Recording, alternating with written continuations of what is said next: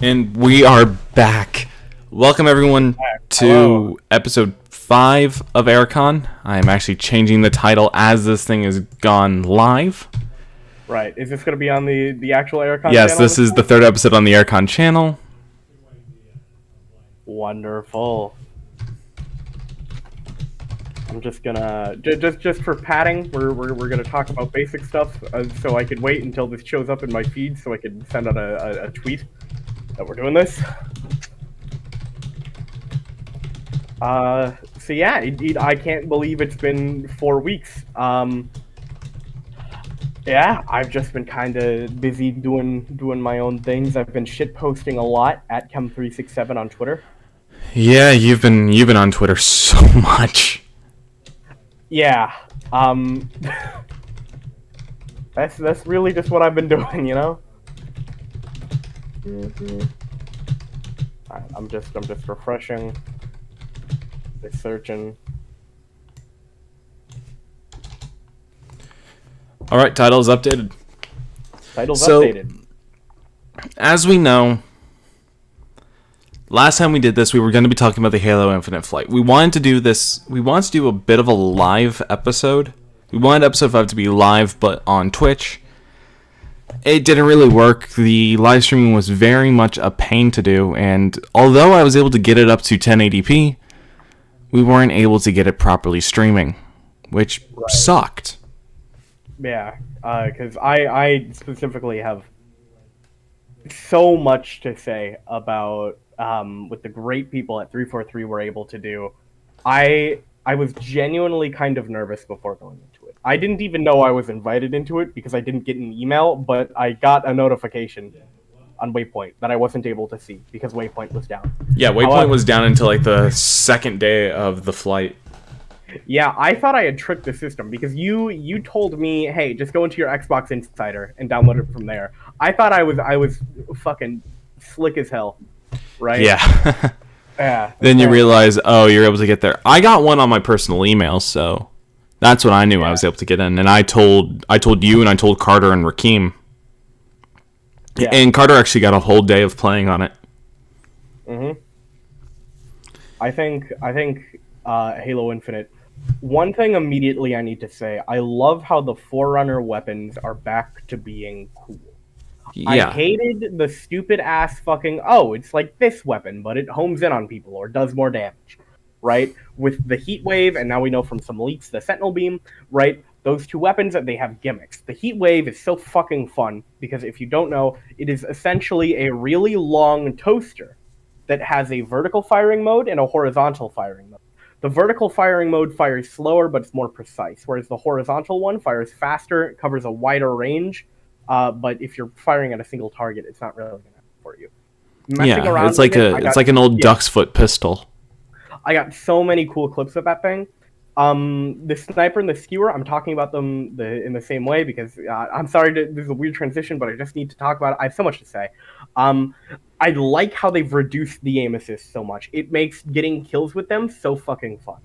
Especially with the skewer on how big that thing is. It's a javelin suitcase. And I love just getting a clip with that and just hearing Jeff Steitzer going, "No scope." Like, I know I sound like Muscle Man when I do that impression, but like, it's, you know who else picked up the skewer?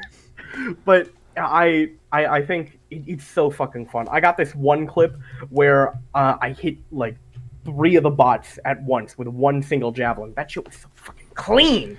It feels good to play, and that's important. All of the maps casually too felt amazing. Yeah, I thought Live Fire out of the 3 was the weakest because it just didn't have that much variance. Yeah, what was the second map? The one that came out day 2.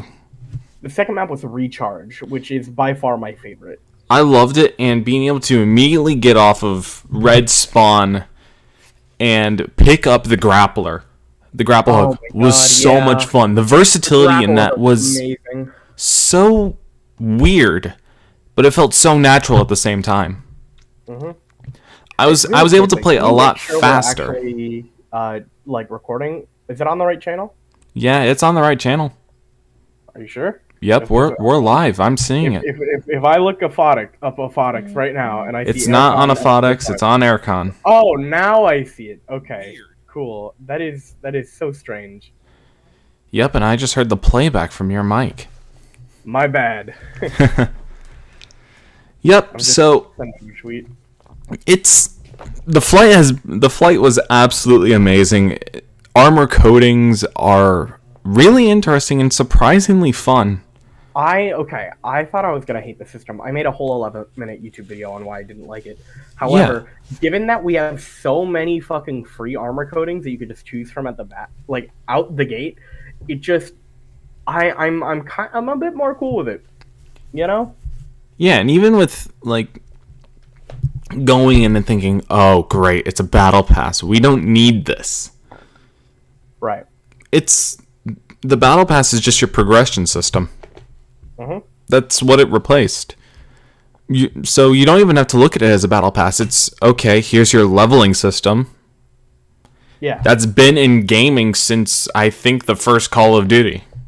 Exactly. All they do is just change the name, and they give you ways to increase XP passively via completing a game, or you do your daily and weekly challenges for a massive bonus of XP. That's all it is. It's not, and it's free. Yeah, we gotta remember this battle pass isn't like the only way to unlock armor in Halo Infinite, and that's what really puts me on board. This isn't the only option, right? There are events, there are challenges. You know, there's all that stuff. I hope skulls return, and we get some from those. Yeah, if anything, it kind of reminded me on Halo 4's armor progression system, where after you hit, I think it was rank 60, you hit Specialist, and that allowed you to choose the next armors that you wanted to go after, like getting Stalker, or the other ones. I can't remember it. I just remember Stalker because I love the Stalker wetware chest plate. Mm-hmm. But yeah, the Commando feels really good. The battle rifle, weirdly enough, feels like it's second place to the assault rifle for me. See, I have a lot to say about both the Commando and the AR and VR. So the AR this is my favorite version of the AR in the series already. It's what it's intended to be. It's intended to be the most reliable weapon. So of course it'll feel better to use than some other weapons because it's like the most consistent, it's the easiest to use. It is a full auto gun that just slaughters, right? You get some variants in the BR, which is not mid-range anymore, and I love that. They're focusing, or it's not just mid-range, they're focusing more on mid to long range with the BR, which is wonderful, which means no more stupid ass BR metas. Woo, yeah, especially coming after me being the Halo 4 guy. And having it to where all I used was the BR. I hated the assault rifle in every iteration of the game until Infinite. And it's really weird for me to say because Halo 1, all I used was the Magnum and the Needler, because who didn't use the Needler on a Legendary run? Halo 2, it's BR and what's it called? I can't believe I forgot Plasma Pistol for a second. Yeah. Halo 3, it's BR, Plasma Pistol, Needler, and Carbine. It's your precision weapons. Halo 4, it was whatever was precise. Yeah. One thing I'd have to say, the Commando, which is, in my opinion, probably this game's most controversial weapon, because it does what the Pulse Carbine also did, and it's removing two weapons that were somewhat, I wouldn't say problematic, but muddying in the sandbox, and it just combined them. So what the Commando is, the Commando is the reason why we won't be seeing the DMR or the SMG in Halo Infinite. Yeah, I was wondering why there wasn't an SMG. It's because the SMG, DMR, and the DMR are now fused. So the Commando is now one of the only weapons in Halo with recoil, just like the SMG had. However, it fills that mid-long range spot that the DMR did, whilst also being faster than the BR. Yeah, and weirdly enough, it destroys in close range. If you are lucky enough, or if you are good enough with it, you'll annihilate people in close range. Yeah, I like how when people ask, so what's the biggest difference between the BR and the Commando? And I said the BR is just more reliable. Yeah, the BR is more reliable. And that's not a bad point against the Commando. It just means the Commando has more of a risk-reward factor to it. If you're more of a skilled player, you could probably get more kills off with a Commando than you could with a BR. I certainly did. I only probably got like 10 kills with the BR, but I got like at least 3 solid games of 10 plus kills with the Commando. I made sure to go ham with every single weapon in this flight. Get a real feel for it. The only one I couldn't really get was the Pulse Carbine. I love the Pulse Carbine. The weapon that I had the most, that I used the least was the Ravager. Is it a mixture between the Covenant Carbine and the Storm Rifle, I think? Not the Storm Rifle, the Plasma Rifle, although its design takes a lot of influence from the Although the Plasma Rifle was replaced by the Storm Rifle? Yeah. So Halo, we love you, but you're confusing at times. Yeah, so how the Pulse Carbine works, I actually love this thing in terms of like gameplay design. For reference, by the way, I don't think I've discussed this on the podcast. I do game design and coding and shit like that in my free time. Yeah, and I'm a fine arts major now. I'm going into digital and graphic design. Finally declared a major. Yeah. Well, anyways, so the Pulse Carbine, how it works, it's the answer to the Carbine problem, which was, so if all Covenant weapons are supposed to be like projectiles, what the fuck is up with the Carbine? Yeah, what's with a hit scan weapon? Exactly. So what they've done with that is they're like, okay. And also with the Plasma Rifle, they couldn't really find a place for it anywhere. They completely removed the Storm Rifle, which I didn't complain. Mm-hmm. So what they've done with the Pulse Carbine was they now have a high damaging weapon that shoots a 3-round burst with slow projectiles. How it's supposed to be used, it's from what I've gathered and from my playstyle, it's meant to be a weapon that you use purely when you're closing the distance on somebody, which actually works with the Covenant's fighting style. Yeah, it's a close to mid-range fight.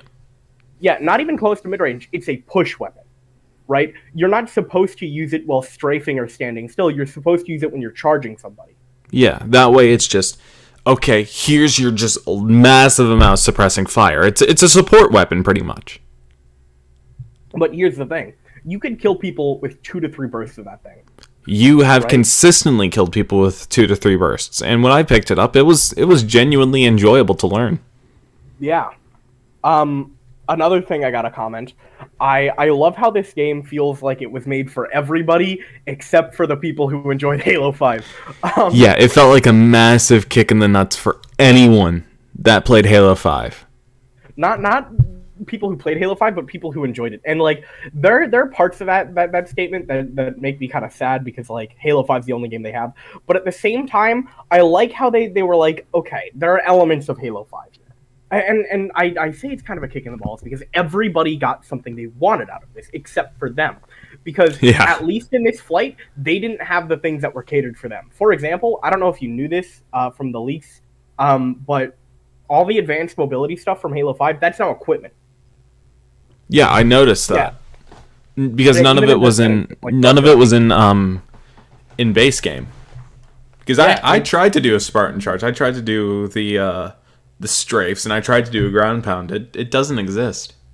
Yeah, they exist as equipment, and that's cool, right? That's great. But the base gameplay, they finally nailed it. Sprinting is great because you can just shoot right out of it. There's no stupid animation. It doesn't make you fucking zoom across the map like fucking Usain Bolt on Ritalin, right? Yeah, and the coolest thing about it is sprinting, though it is a faster version of mobility, it doesn't feel like it hinders gameplay at all anymore. Yeah. And it feels like sliding was really cool. Sliding felt like it had weight. I saw this thing on Twitter. I believe it was Reykjavik who said it. But he said that sprinting feels like, instead of a mobility boost, it feels more like a toggle for other abilities. You know? Yeah. The only thing I didn't like that we didn't see was there was no assassinations. And I understand that. It's a flight. It's an alpha build, pretty much. They did say they're going to add that post-game. Yeah. So maybe for the second flight, I think is PC only. So for the third flight, which whatever comes back to Xbox, we will probably have assassinations by then. Right. Oh fuck. This is kind of off topic. When we do these, I like to go on Twitter and check what's trending. I got really fucking scared because James Earl Jones is trending and he's really old. Yeah, James Um, Earl Jones, I think, is in his 70s, maybe 80s. yeah, no, oh god. I think it's because the MLB is playing at the Field of Dreams, and that was a movie he starred in. Oh yeah, Sleepaway Camp. That movie has my favorite line in any horror thing ever. And I even, funnily enough, I tweeted that scene yesterday. But it's like these guys are playing baseball, and this this one kid goes, "Hey, you fuck dead dogs," and the one guy goes, "Eat shit and die, Billy," and the other guy goes, "Eat shit and live." I just resonate with that so much. Oh my god. Yeah, James Earl Jones is he's 90. James Earl Jones is 90? I gotta Yeah. look this up. I'm looking Yeah, this born up. January 17th, 1931 in Oh my god. Arcabolta, MS. I think that's is that Missouri or Mississippi? Mississippi, know. I think. Oh, he has a kid? Flynn Earl Jones? Yeah, it's Mississippi. Huh. What does Flynn Earl Jones do? Oh, Flynn Earl Jones, his kid. He does like audiobooks. Dude, imagine being fucking Darth Vader's son. I don't know. Ask Mark Hamill. Yeah. Oh my god. I think it's really funny since we mentioned Sleepaway Camp. Okay, if you don't want your opinion of Star Wars to be ruined, don't watch Sleepaway Camp because he plays in the movie he plays a pedophile. Oh, great. Yeah. It's a full movie series? Sleepaway Camp's a movie series? If it is, I only saw the first one. Yep, Camp 1, 2, and 3. Sleepaway Camp, Return to Sleepaway Camp, Sleepaway Camp for the Survivor, and Sleepaway Camp Reunion. Oh Jesus. That I guarantee they get worse as it goes on. That's most movie series. Yeah. Man, I think like dude, we always go back to Star Wars in this podcast. I don't know what it is. Like I like Star Wars. It's not my favorite thing ever, but we always gravitate back to it. But Yeah, dude, because it's kind of an icon for pop culture. Actually, yeah. speaking of that, perfect segue. I finally watched the entirety of the first Matrix movie. You just got around to doing that? Yeah, I've only seen before then up until Neo meets the Oracle for the first time. Right. So after seeing The Matrix, this, masterclass of sci-fi, what are your thoughts? God, how did they do the VFX in that? I've seen VFX breakdowns for it, but it's still, the camera work is so brilliant. Yeah. I love going back to that movie because it inspired like a whole generation of like parodies and stuff. So so when you see it, it's kind of weird because you have the scenes where Neo is just like looking cool in the sunglasses, and it's like, damn. Sadly, you can't dress that way nowadays. That guy's both Bill from Bill and Ted and John Wick. Yeah, and like during the fight scene in the beginning of the third act, while they're storming the place, you see more or less John Wick.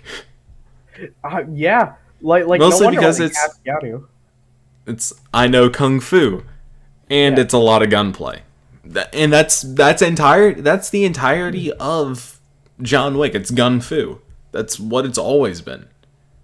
He's running gun and fist fights. Mm-hmm. And God, phenomenal movies. I couldn't believe that Keanu Reeves filming that was 30. He was 34. He was 34? Yeah, he looked like he was in his early 20s. Bill and Ted, he was in his 20s. Yeah. Here's something fun. Just recently, let me see when this was posted.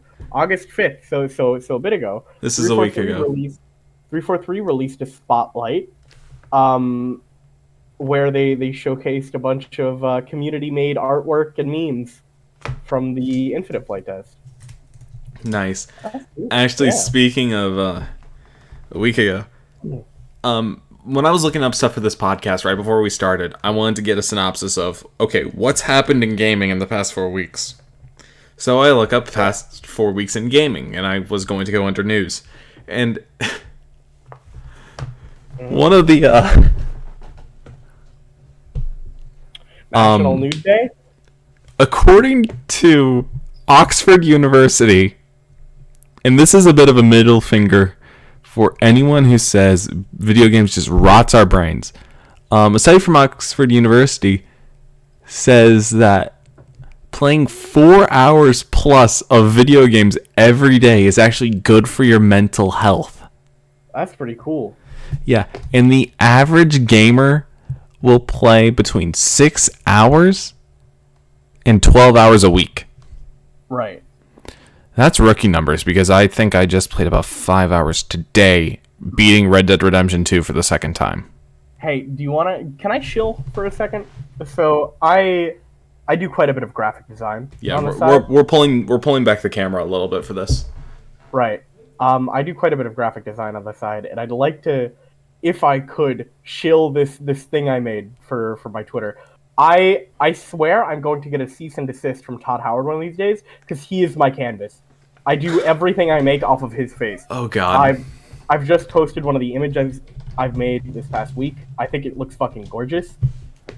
I'm pulling this up before I show it on the podcast. Oh no, it's not bad or nothing. I have 2 here right now, both of which look very nice. They're family friendly. PG-13, not Sure. Yeah. Family friendly, like you just repeatedly just half the crap you put on Twitter. You got a problem, man. I know. Why do you tweet this much? I tweet way too much, but in Yeah. Discord I posted Yeah, we've noticed you post way too much on Twitter. You gotta chill. It is an addiction. Yeah, okay, I'm gonna challenge you to this right here, right now. Right here, right now.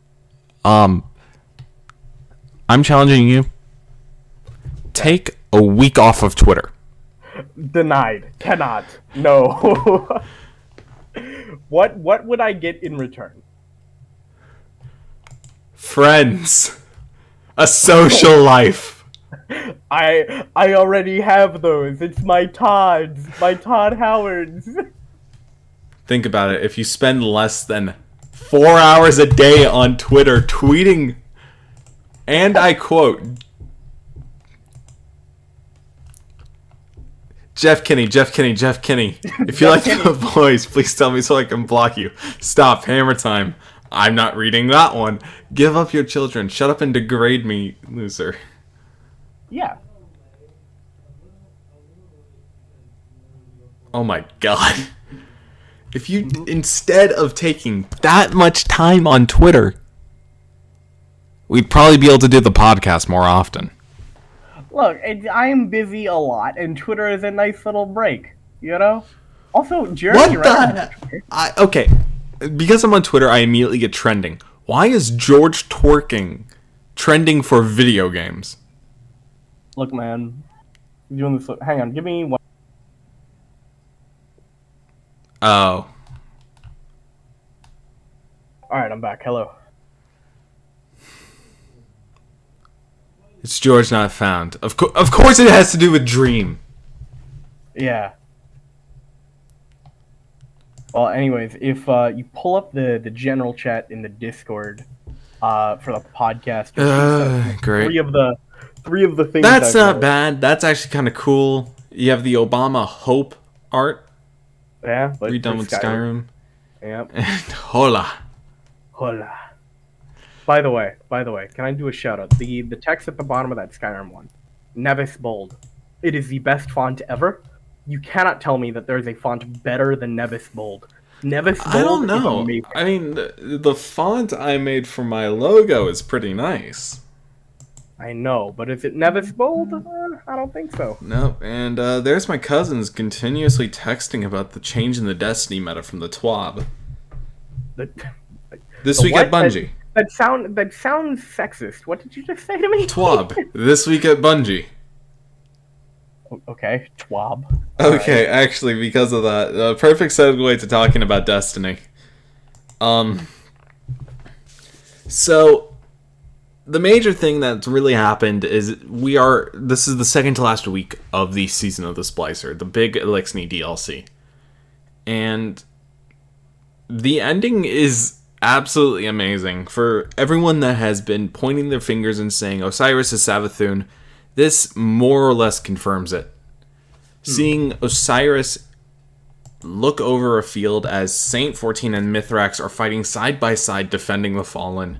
Ikora Ray being heroic for once. Amanda Holiday picking up the Chaperone and fighting alongside Zavala. Pretty cool. And Lakshmi finally getting killed. Yes. She will not be I missed. I would have preferred Lakshmi to get killed, like, by some angry mob or something. Maybe, like, spit roasted over a fire and turned into a nice metallic dinner for some fallen guys. Okay, I thought you were going to go in a completely different direction for that, so I was about to mute you. Why would I say that? Why? Oh, You're you. Tell me. That is a fair point, but we are on the air. We have played Elder Scrolls together. Yes, we have. Oh god, I gotta finish the season. I have like. You have 2 weeks. I have 2 weeks. I have about like 10 tiers I need to get done, and then I'm like done. Oh, that's really easy. Yeah, it's super simple. You do like 3 challenges, you'll be done. Yeah, so Endless Night being done now, Solstice of Heroes being finished up. I mean, this next season, being able to take the fight back to the Dreaming City, work with Marasov, work with Petra, we are supposedly... It's going to be awesome. Right. I mean, I'm excited for this. I have no idea what's going to expect. But I saw the new Iron Banner armor for Season 15. Oh, yeah? And... Oh, no. Hang on. I'm not liking it. Hang on. I have some news. What? Venom, Let There Be Carnage has just been delayed again. Come on. Yep, it will now premiere October 15th. Oh, well. So, pulling back this again. Okay. Going back into the Discord chat. Here is the new Iron Banner armor. Apart from the helmet, the Hunter armor looks alright. The Hunter arms look absolutely phenomenal. The legs kind of look like it's like disco, you know? It looks like samurai armor. I wouldn't say that. I feel like the color palette is not Iron Banner looking. No, but my problem is that helmet for the Hunters. Yeah, it kind of reminds me of what was his name? The guy in Saran in ESO. Oh God. You know the Batman guy? Scarlet Judge? Scarlet Judge, yeah, it looks like the Scarlet Judge. Modern joke. I play video games so I can avoid seeing face masks. I don't need to see it in Destiny. Bad joke. Everybody needs to wear their face mask unless they've been vaccinated. Well, I have been. All right, there is a new Delta thing going around, and until there's also new Delta Plus, and we're not going to get into this. We're not going to get into this. I feel what I will say. I feel so bad for the airline Delta right now. Oh yeah, yeah. I feel like the only airline that has it worse right now is Spirit Airlines. That's against Spirit Airlines. It's Spirit Airlines. Yeah, I would not say it's as bad as what the Corona beer got last year. Oh yeah. Or how American Airlines almost went bankrupt after 9/11. But, you know, it's still not very good press. You know? Oh no, not at all. Yeah. Back to gaming. Let's get this less depressing. So, yeah, everything's coming out for Destiny 2 in about a week and a half now. It's weird. Oh, yeah. I was normally going to say let's do this podcast Saturday, but I'm actually going to be in Orlando going to MegaCon. Oh, you're going to MegaCon? Are you cosplaying as anything? Oh yeah, I got a Jacob Fry cosplay completed. Oh shoot, that's awesome. You should send me pictures. I have one picture. I'll send it right now. Sweet. 7 months after release, Assassin's Creed Valhalla finally added one-handed swords. Yep, and we are getting a new DLC soon, along with the Ezio Legacy outfit. Yeah. Which is honestly pretty nice.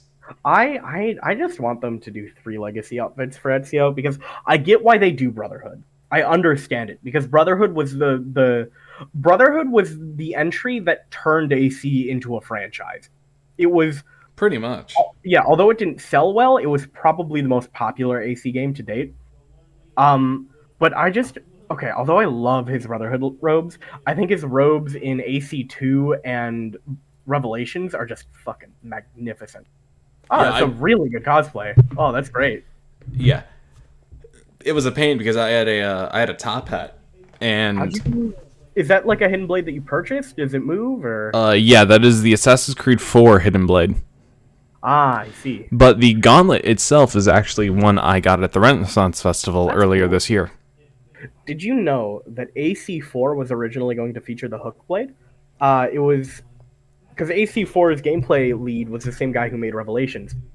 They ultimately didn't go with the hook blade because he thought it'd be too tacky. Yeah, it would have felt probably like a forced callback. Yeah, but it would be cool to see a bunch of pirate motherfuckers rolling around with the hook blade. And also, if there's any game that you put a hook knife in, it's the one about pirates. Oh yeah, you know? Hands down. Yeah. I feel like it probably would have been the perfect one to do it. And speaking of Assassin's Creed, I'm getting echo from you. Oh, you are? Yeah. Okay. Hang on. Let me. One of the coolest things is Assassin's Creed Infinity has gotten a little bit more information leaked. All right. Hello. We hear you. So Assassin's Creed Infinity has gotten a little bit more information leaked, and it's going MMO. Yeah, I am not anticipating it at all. I'm excited for it for really one reason. I feel like they're going to do probably closer to how they think an MMO should be. And knowing Ubisoft, they've kind of worked out the kinks a bit. Hyperscape. Let's all not forget about Hyperscape. Okay. Lost my train of thought for a second. Yeah. Oh, here we go. I feel like it'll probably be your standard Assassin's Creed beginning to where it's, oh, you're an initiate. Time to earn your hidden blade or whatever it was. Like, you're going to earn your status as an assassin. And once you earn that status, you'll still be able to do the campaign as a single player. That's a given. Or maybe like a 2 to 4 player campaign. You'll have an option. Do you want to know what this sounds a lot like?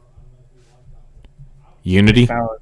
No, this sounds an awful lot like Anthem. If it's like Anthem, I won't care. If it's like Anthem, it'll be dead. On arrival. There's a difference between EA and Ubisoft. I know, but let's not forget about Hyperscape. I keep telling people, don't forget about Hyperscape when it comes to Ubisoft, because let's be honest, this seems like they're trying to hop on the funny haha Destiny Warframe trend. And last time they did that, they gave us Hyperscape. Now, Hyperscape, for those who aren't aware, was the most fun battle royale ever created. But they didn't update it, and they saw like the smallest player drop, and they just abandoned it. It has been sitting at Season 3 for a year and a half. So if you want to guarantee your Season 3 loot, go download Hyperscape. Yeah. I mean, we're at the point to where Ubisoft is potentially making 2 MMOs to be released within the next 5 years. Yeah. And those being Assassin's Creed Infinity, or whatever the heck that title is going to be called, and the unnamed, as everyone has been nicknaming it, Assassin's Creed Coruscant, their open world Star Wars game. Right. I'm actually kind of excited for AC Coruscant, if that's what we're nicknaming this. Because I here's blame my the thing. cousin because he started calling Yeah. it that. Ubisoft open worlds are really fun, in my opinion. Yeah. They're a bit repetitive. However, Go I am back a to big- '07. Yeah, I am a big Star Wars shill. I am a huge Star Wars shill. That and Halo, right? Yeah. So to see Ubisoft like go in and do something like that for Star Wars, it'd be interesting. I think they're gonna mess it up somehow, but I'd like to see what they can do because their games look pretty. And that's all I want. I want a pretty looking Star Wars game where I could climb some towers, unlock a map, and then some guy could tell me to kill myself in Italian. That's what I want. Yeah. Someone call up larger Craig Smith. That way he can just tell us to go shove something up where. Yeah, exactly. I didn't realize this till I was actually replaying Assassin's Creed 4. The Italian ambassador is played by Roger Craig Smith. So Ezio is back. And during your first introduction to James Kidd, Mary Reed, she is wearing the hidden blades. Yeah. I didn't notice that until I rewatched the cutscenes by CinemaWins when they were doing Assassin's Creed Black Flag. Those are such cool details that you don't notice the first game. Look, Roger Craig Smith, I need to talk about this.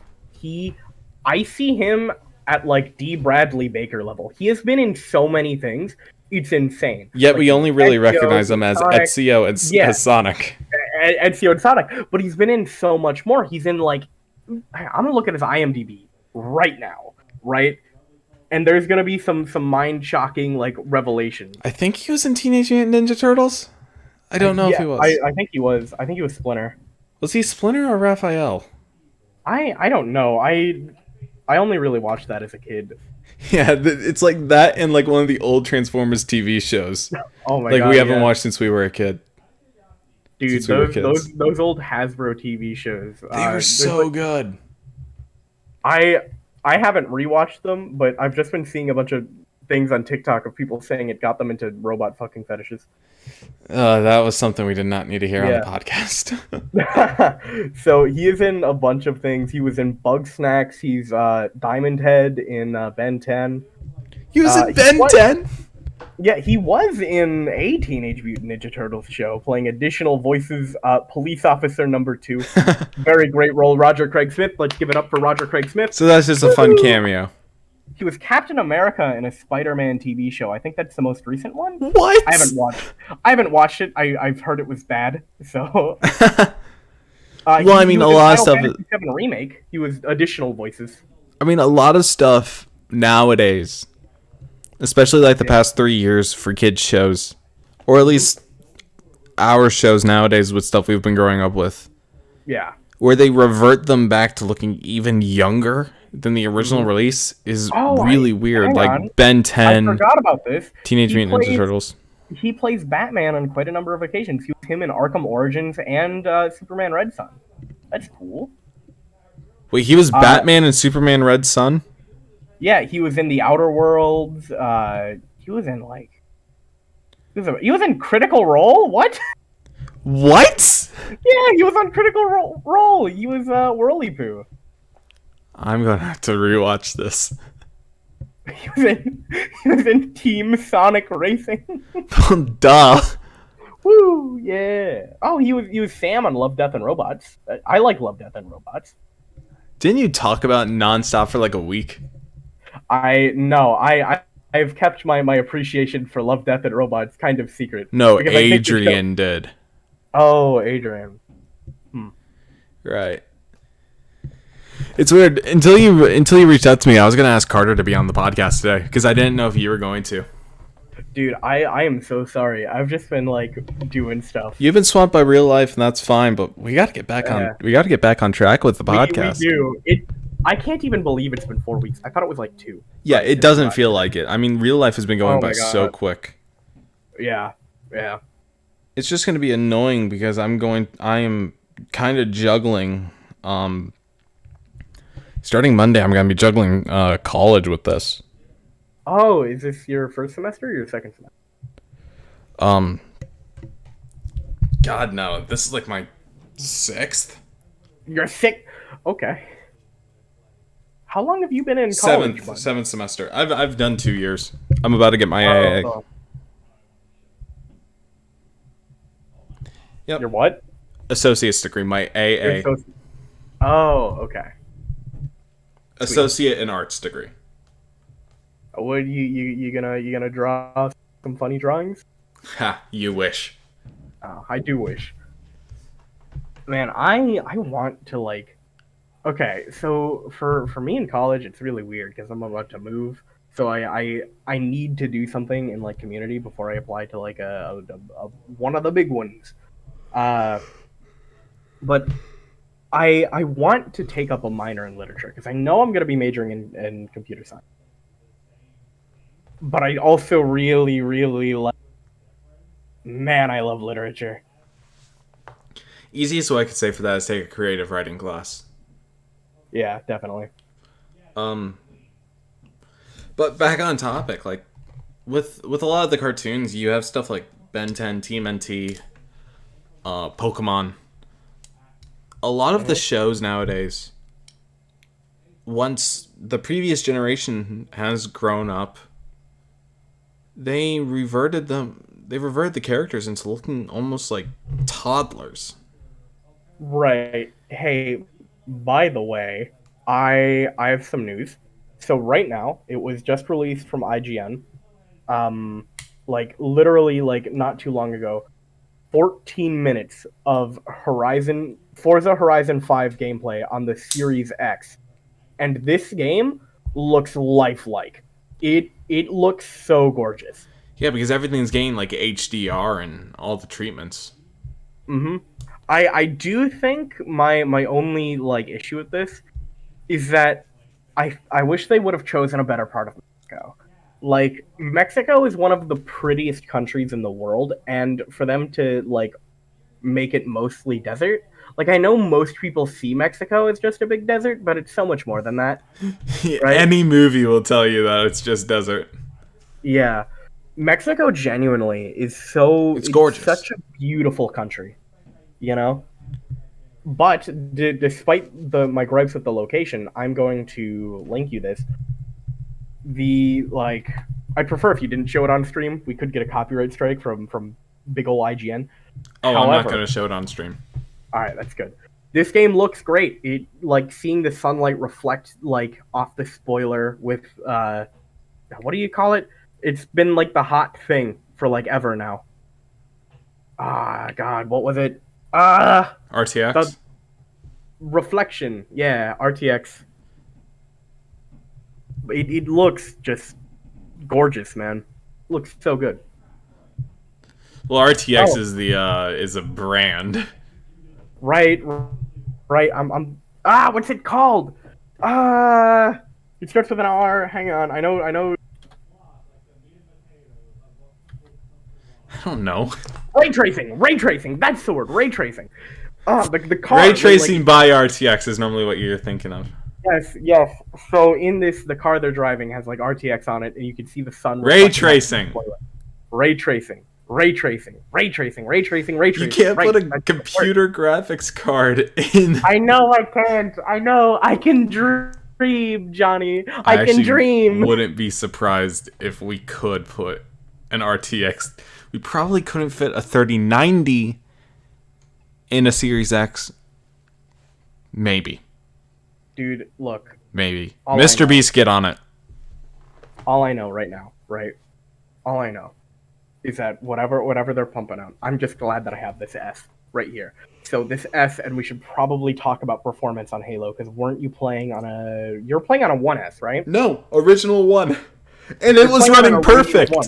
Yeah, I was getting upwards of 60 frames on my S consistently. Where was your frame rate at? Solid 60. No lag. 60. All right, pretty sweet.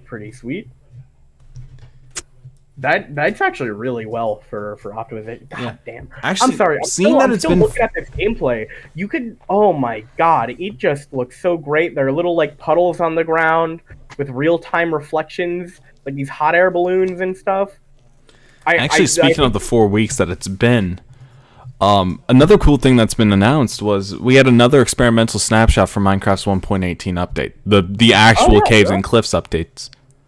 Rad. And because they don't know how to release a full official snapshot yet, they've been doing these experimental ones, the snapshots of snapshots. Right. And it's been so cool to see all this because I've been watching Waddles.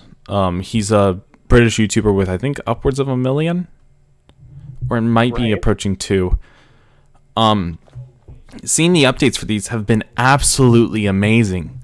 New generation, world height's been increased to 320, and you could go down to minus 64.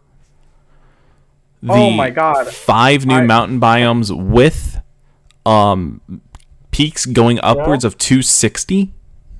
I really hate that I keep interrupting you, but there's just so much breaking news dropping today. Just now, and by just now, I mean just now, there has been another Halo community update. What? Yep. It seems to be talking about esports for Halo Infinite. Nice. An upcoming calendar. Some Halo 5 playlists. Oh my god. Okay, yeah, the whole calendar for Halo 5 running from August to September. That's cool. Some new stuff from the Halo shop, which is awesome. Nice. It seems they've added radar blips to Halo 5. Very cool. Oh, right, they're talking about how in Waze right now you get Master Chief as a voice for your GPS. I believe it's Master Chief and Escherum, which is cool. Oh my god, they're talking about how apparently there's a lot of like Halo Free Guy, and there's a poster with Ryan Reynolds with a mantis from Halo 4 in the background.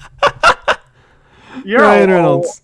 I'll send this to you. We could actually show this. Yeah, we could show this because this has been announced. Yeah, here you go. It's uploading the Discord. There it is. Free Guy. Yeah. Oh, also, Halo Infinite donut. Oh, thanks to that donut, by the way. That Krispy Kreme in Mexico. We now know it's confirmed. November. That's it. And I guarantee if it's November 15th. As I've been saying this whole time, there is no way they would release a game this year without making it the 20th anniversary of the franchise. They would have to be like blind and deaf to do that. They would either do it on the 20th anniversary of the franchise's beginning or the 20th anniversary of the game that blew the franchise into the mainstream, being Halo 2. Okay, both of those being November. I'm looking at a lot of this, and I'm going to run down these, and we're going to thoughts. We already talked about Waze, already talked about Free Guys. There was also an ad on Twitter of Ryan Reynolds as an attorney defending Chip's Dubbo from Halo. Now, what's this? The Hoonigan Hog. Oh right, the Hoonigan Hog. So for the red carpet premiere of Free Guy, they brought out a warthog that Ryan Reynolds got to sit in. That's awesome. And Taika Waititi. It's really cool. Of course, the Halo Infinite donut. Thanks to Xbox Mexico and Krispy Kreme. It is a chocolate Master Chief face. Only available in Mexico from now until September 30th. Maybe maybe during the month of October we'll get it in the US. Yeah. Pringles.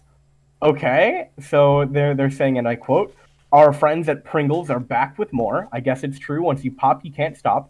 This time for our friends in Brazil. There are 4 unique cans available across 4 different flavors, so you got to grab them all to get the collection. A shame that it's only in Brazil. Go to Brazil." But now you're making me want to play Soul Calibur. This next one is we gotta talk about that story at some point because I love Fred Jones. But okay, this one's kind of sad. Halo Xbox 360 service sunsetting. So for those who are unaware of what that means, for the classic Halo games, if you're not playing on MCC and you want to play things like Halo Reach or Halo 3 on the Xbox 360 when like the console they came out, that you can no longer do that. They're shutting down the servers for those games to keep updating them through the Master Chief Collection. It's sad, and they will be missed. Even Steve Downs called for all fans to boot up Halo 3 on the 360 and boost the servers one last time. We have both. We have 2 monthly community employee spotlights at 343. For July, we have the lead multiplayer designer for Halo Infinite, Andrew Witz, who spoke about Halo's history and the value of team shenanigans. I like how that's their angle. I really do. You gotta love the chaos. Yeah, and for August, we're gonna get Leonard Holman, senior software engineer, who shares the challenges and perks of crafting code for Halo Infinite. Nice. Yeah, we also had the Cannon Fodder 117, which discussed a bunch of like things on why people think Master Chief is like an important character. And then ask anyone who's played through Halo 5 and they'll tell you why he's an important character. Yeah. Because though he is faceless, he is the face of the franchise. He is. And then we also have let's go, round of applause, because I actually flight tested the new Halo Channel app. The old Halo Channel app is finally sunsetting, which is great, because the old one sucked, and the new one is really cool. I don't know if you got to mess around with it, but I did. It was super fun, super intuitive. The menus were nice. You couldn't access the forums, because the forums are no more, but, that's a whole different topic. Yeah, the forums have been gone for a long time. Yeah, I'm sorry if we're talking about Halo Infinite a lot, but this just came out, and it's kind of hot news. Yeah, so this is technically kind of a first look. It's not an exclusive. We're far from ever getting exclusive information, especially for someone as big as 343 Industries, but it's kind of cool to kind of hear, because you're hearing this live, or two people are hearing this live. Yeah. Yeah, but that's it. There was some art at the end of this, but man, that's cool. Other major things that have been happening in gaming as of late: Red Dead Redemption 2's online just released its Quick Draw Club 2, releasing with 25 brand new levels. I've already hit level 4 in less than an hour of playing, so it's really easy to do and really fun. And we have a little bit of information on ESO, but while we're doing that, Red Dead Redemption Online just released its new Showdown Survival playlist, and it's a really easy way to get gold and money. I got 400 gold and almost 3 whole gold bars in less than an hour. That's faster than any grind. Now here's something, right? This is speculation gaming, and it's Elder Scrolls related, and I need to specify that because whoever else is watching, they're from my Twitter. And you want me to say the actual Elder Scrolls news first? Sure, you say it, and then I'll give my speculation. Yeah. So this is directly off of the ESO Twitter for the Elder Scrolls Online. This was released at 10:15 a.m. Eastern. Right. On today, August 12th. New graphical improvements like an updated HDR mode for consoles are coming with Update 31. That's cool, but ESO can slobber on my nuts. I have Test 6 speculation, which, although I am partial to ESO, I think Test 6 is going to knock everything out of the water because it's Elder Scrolls. That is my only reason. However, I was talking with the boys, with Rakeem and them, right? And we were thinking that since that Starfield thing where it was the Iliac Bay, if it's not the Iliac Bay, we are definitely getting Hammerfell with High Rock as like a DLC place. Maybe not all of High Rock, but parts of it. And the reason why I think this in particular is because when you look at the schemings on how they've done things before, it is so obvious that they're building things for Hammerfell. Look at Morrowind. Right, Morrowind did so much that it could to like expand on like Cyrodiil stuff and make the Imperials like kind of cool in their own thing. There were 2 factions dedicated to them in Morrowind, and of course, next game, Cyrodiil. Let's look at Oblivion. There were so many Nords in Oblivion, a lot of which would talk about look Skyrim. You know, we got names of a bunch of cities and stuff, and like how they were doing, and it was cool. Next game, Skyrim. You look at Skyrim, there is so much Hammerfell like lore and shit in Skyrim. You know, again, it's insane. You can't ignore it, right? And now every single lead we've gotten for this game has pointed towards Hammerfell, so there is no way that it cannot be. And I'm so happy because I think The Red Guards are probably my second favorite race in the whole series. They're just behind the Dark Elves because the Dark Elves are Chadly individuals, you know? Whatever you have to tell yourself. Dude, they're just chilling. They're cool, right? But the Red Guards, God, I want to see them so bad in like a game that could really represent them well, because their culture is just, hey asshole, I bet I could kill you better than you could kill me. And they're like, oh yeah, you want to bet? And they're like, yeah, let's fight. But they're not barbarians. They're like sophisticated, you know? Like they use magic, but it's magic to further their own weapon gains. You know, like you have the sword saints and the singers who just summon like these giant ass berserk swords, right? To just cleave people. That whole thing in lore about them cleaving a mountain, that didn't actually happen. That should probably be clarified. They're just cool, man. They're cool, and I love them, and I want to see them. And as for the Bretons, like they could use some work. I think Bretons they used to be cool because they were the only race at the time who was like, okay, by Daggerfall and Morrowind standards, they were the only race that had any sort of normalcy. Because this was back when the Imperials weren't just Romans; they were Roman-German mix, and it was cool because all their stuff was really wacky and like cult-like, you know? Yeah. But then they just became Romans for Oblivion. Oblivion was the downfall of a lot. Oblivion, the Red Guards got neutered in Oblivion, the Imperials got neutered in Oblivion, the Knights got neutered. And the Dunmer just went from being like this like race that doesn't like outsiders to just British elves. Ha. They're just British people. I know I've been ranting, but I care. I care, okay? It's obvious that you care. Yeah, I care a little too much, but it's almost been 10 years, right, since Skyrim's release. Yeah, it's weird that Skyrim is about to hit like a 10 years and still being re-released, and people are spending $15 a month for it. Todd Howard, you got the last laugh. 30 if you pay for ESO Plus. Don't remind me. Mm-hmm. I mean, Pantherfang Chapel is finally coming out next week, so. Right. And I have more than enough crowns to buy it furnished. I should point out that Elder Scrolls as a franchise is over 20 years old, and in a few years it'll be 30. It probably is 30 years old if you count the D&D campaign it was based off of. Yeah, but the original Elder Scrolls Arena came out in 1994. See, I love looking at like the Elder Scrolls like release dates, because it used to be so simple. Here, because hang on, let me look this up, and we're gonna go through together. All right. Yeah. So you have Arena, 1994. 2 years later, Daggerfall, 1996. Right. There were a bunch of things to hold people over until Morrowind. So from Daggerfall to Morrowind, you got an Elder Scrolls game every year except for 2000 and 2001. Morrowind came out in 2002.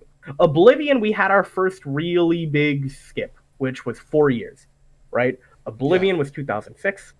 Skyrim, 2011. Later released in 2016 for the special edition, and for the Google Alexa, or Amazon Alexa, sorry. And then later released for the Nintendo Switch, and then later released for the VR.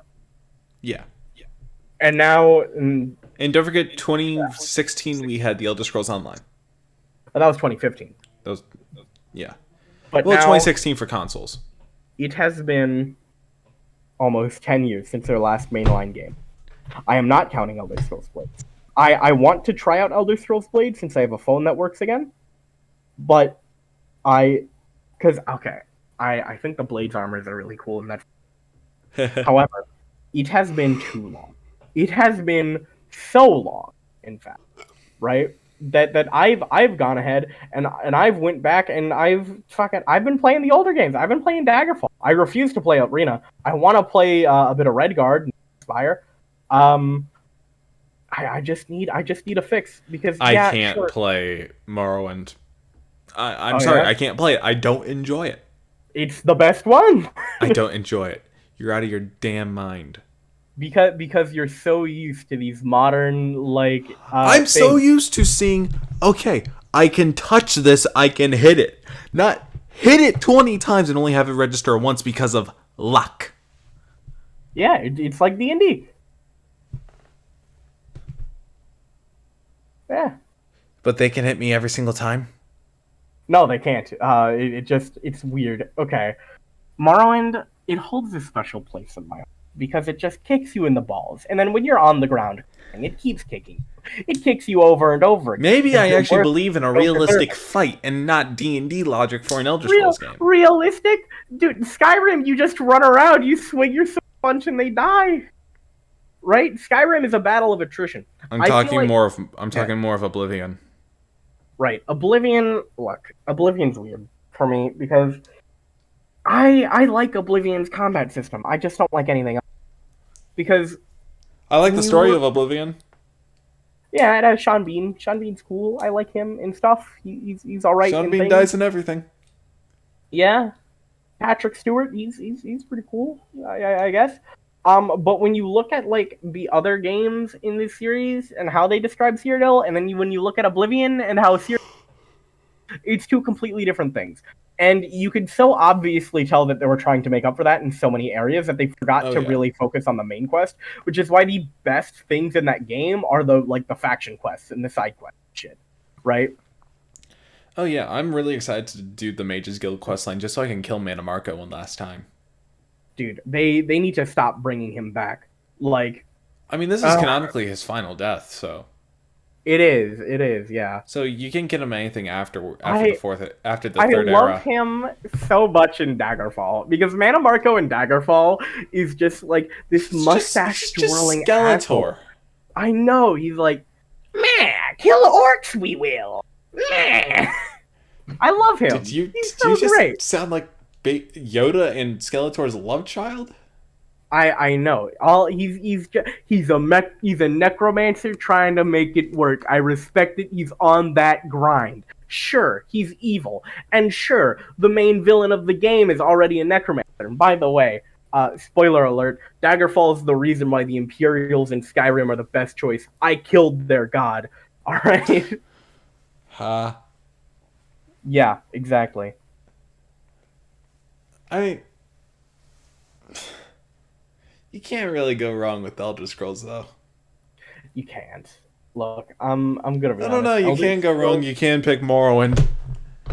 Dude, Morrowind, in my opinion, like, you can't really miss Scrolls if it's like the first one because, look, Morrowind has a lot of jank. I will be the first to admit that. However, Morrowind also has the best story in the series. It has the best world building in the series. It has the best races in the series. Like, the reason why so many people's favorite race, including myself, is Dunmer is because of Morrowind. Like, all the lore they added to them, everything they did, the characters you meet who are I Dunmer. like the Dunmer, but I also love immersion. If you say Nord. I play Nord and Imperial. I play it for immersion. Dude, look, I love immersion too, and that's why Morrowind's so good, right? Certain races can't actually wear boots because their legs are so weird. Like Argonians and Khajiits, you can't put those on. They have weird little guys' heads, right? And in the Argonians' case, you can't like put on closed face helmets because you're in Morrowind. Most of those helmets were made for Dunmer or humanoids. Can't put those on, right? When you're in like ash storms or and stuff, your character, they have an animation where they put their arm over their eyes so they can see, right?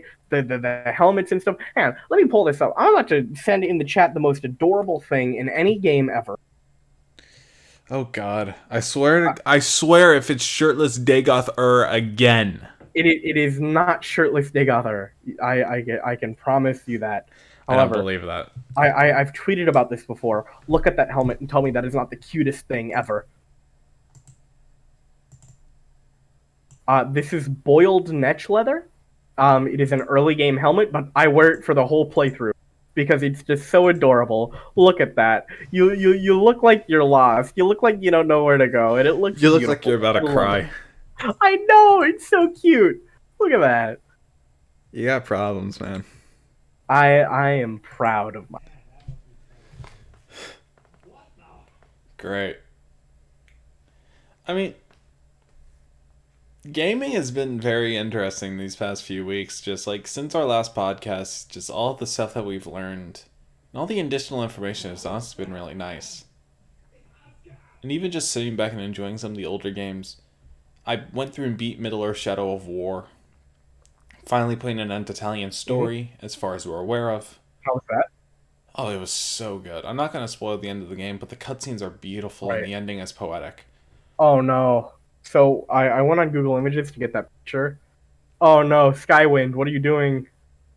Oh, Lord. Oh, Skywind. You want to know how Skywind reimagined this adorable little helmet? I don't want to know. It looks like an eldritch like deity. For those who don't know, Skywind is a mod project to port Morrowind's story into Skyrim. So for people who are interested in Morrowind's story but don't really want to deal with Morrowind being Morrowind, they could play this.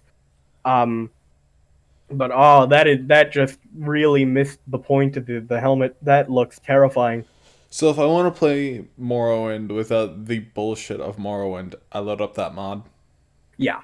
Skywind isn't out. It's been in development for quite a while. Well, when it's out, I'd be able to go through and play Morrowind without any of the unnecessary stuff that I don't like about it. Yeah. Oh, that's good. Maybe I'll finally do that so I can go through and play Morrowind. There is also Skyblivion and Skygerfall. Skygerfall is the only one that's out, but I do not like. Fair point. Because I think part of the fun with Daggerfall is its like weirdness. Like my character in Daggerfall has been run out of the country. He's been taxed because of his mortgage rates. He doesn't want to pay them. It's like The Sims, but fantasy, and I love that. All right. Oh my God, Skywind started before Skyrim came out. Wow. It started September 2010. The only other thing I could think of that's done that was Tamriel Rebuilt for Morrowind, which adds like the whole mainland. That started as soon as the announcement was confirmed that Morrowind would only feature the island of Ardenfell rather than the whole province. And the progress they've made is great. Unlike the shitters at Beyond Skyrim, and I love Bruma, but please release more. The dudes at Tamriel Rebuilt, they update their mod. So they released it, and then they keep updating it when they put new stuff in, and it's great. Because every time they release something, it's like, oh, new content for my playthrough. Wonderful. Right? Yeah. Yeah, and they have plans on integrating mainland story. It's wonderful. They have a bunch of like freelance writers there and stuff. It's great. It's amazing. Donate to them if you can. They do a lot of really good work. Another one of the major things I've been playing is I spent probably about a good 3 hours a few days ago playing Splitgate with Carter. Oh yeah? It is so much fun and it is such a worth it game. It feels like Halo and it has the Portal system of Portal 2. It is so enjoyable to play. Oh my fucking God. Shoddy snipers directly from Halo. It is so much fun and the level of shenanigans that you can get is amazing. And the best thing is it's already crossplay. Okay. I just learned of some news and I hate how this is the conventional naming scheme. So there are works on the creation of a mod called Morrow Skyblivion, which is just putting the land masses of Morrowind, Skyrim, and Oblivion in one game. And just looking at this post, it scares me because I can't tell what game it's going to be ported into. Because here's the thing. Morrowind was already ported into Oblivion. So if you have Oblivion on your PC and if you want to play Morrowind, you could just play that, right? Yeah. I say it's probably going to be... You know what? It's going to be ported into ESO. Oh my God. Man. Because that's the only logical option. No, it'll be ported into Daggerfall. Daggerfall is one of the largest games ever made. Did you know that? Like, it's world mass? You've told me. Yeah. It is big. I mean, we've been running this for an hour and 10 minutes. I say it's about time we call it off for this episode. Guys, we will keep this up. Later, losers. You guys keep commenting, you keep liking and sharing the videos. We're gonna keep making them. Everyone seems to enjoy it, so let's hope we could get back on schedule. Yep. All right. Bye bye. Remember, stay cool, guys. Thanks for visiting AirCon. We'll see you in episode